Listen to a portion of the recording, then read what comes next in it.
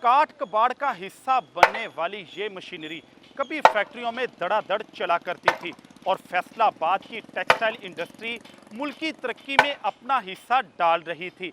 अचानक ऐसा क्या हुआ कि सनतकार अपनी ये भारी मशीनरी लोहे के बाव कबाड़ में फरोख्त करने पर मजबूर हो गए।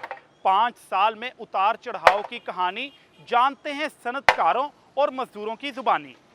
टेक्सटाइल इंडस्ट्री सनत का वो सेक्टर है जो मुल्की बरामदात में 50% हिस्सा डालता है। अगस्त 2018 में जब पीटीआई ने हुकूमत संभाली तो टेक्सटाइल की सालाना बरामदात 13.2 अरब डॉलर थी। पीटीआई की हुकूमत ने टेक्सटाइल पॉलिसी का ऐलान किया और बरामदात बढ़ाने को अपनी पहली तरजीह करार दिया। पॉलिटिकल इंस्टेबिलिटी ने लास्ट ईयर जो है वो बहुत ज़्यादा हिट किया। इसी तरह से एक्सचेंज रेट जो है वो बहुत ज़्यादा फ्लक्चुएट हुआ। बिजली के रेट जो है ऑलमोस्ट डबल से ज़्यादा हो गए हैं। 50% के करीब हमारी जो है कैपेसिटी इस वक्त बंद पड़ी हुई है।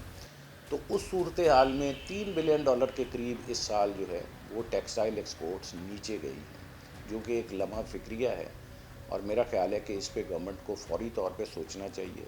टेक्सटाइल पॉलिसी के असरात अभी पूरी तरह सामने भी नहीं आना शुरू हुए थे कि 2019 के शुरू में कोरोना ने दुनिया को अपने पंजों में जकड़ लिया। कोरोना वायरस का इब्तदाई दौर दीगर शोबों की तरह टेक्सटाइल के लिए भी एक डरावना ख्वाब बनकर आया। एक ही साल में मुल्की एक्सपोर्ट $1 बिलियन की गिरावट से $12.52 बिलियन तक आ गिरी और यूं लगा जैसे इंडस्ट्री को एक बार फिर ताले लग जाएंगे और बेरोजगारी का एक नया बहरान पैदा होगा। लेकिन पीटीआई ने इसका क्या हल निकाला जिसे इनके सियासी मुखालफिन भी सराहते हैं। हर तरफ से लॉकडाउन के मुतालबों के बावजूद पीटीआई हुकूमत ने इंडस्ट्री चलाने का फैसला किया। कोरोना एसओपीज के तहत फैक्ट्रियां चलाने का फार्मूला काम कर गया और एक ही साल में टेक्सटाइल की एक्सपोर्ट $3 अरब इजाफे के साथ $15 अरब तक पहुंच गई। बैरून ममालिक से ऑर्डर मिले तो 10 साल से बंद 50,000 पावर लूम्स का पहिया भी चल पड़ा।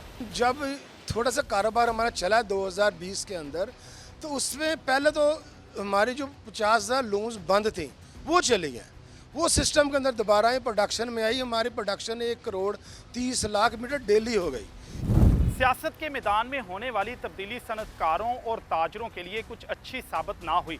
पीडीएम हुकूमत के इब्तदाई दौर में ही फैक्ट्रियों में काम करने वाले मजदूर सड़कों पर एहतजाज करते हुए नजर आने लगे। इसकी भी क्या वजूहात थी, आइए इस पर नजर डालते हैं।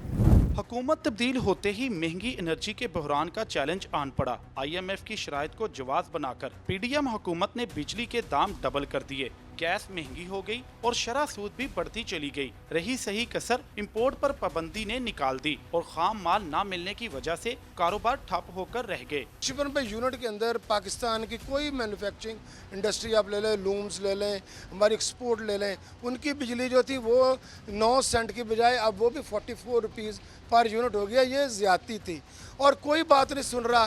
किसी ने आज तक इंडस्ट्रीज को अपने एतमाद में नहीं लिया। इंडस्ट्री को मिलने वाले ये धचके बड़े सनतकार तो किसी न किसी तरह बर्दाश्त कर गए, लेकिन छोटी सनत बिल्कुल तबाह हो गई। पावर लूम्स की फैक्ट्रियां एक बार फिर अंधेरे में डूब गईं और मजदूरों के घर के चूल्हे ठंडे पड़ गए। पिछले दौर में तो काम बहुत अच्छा था। हमारा भी 11,000 रुपया हफ्ता था, रात का 5.5 दिन का।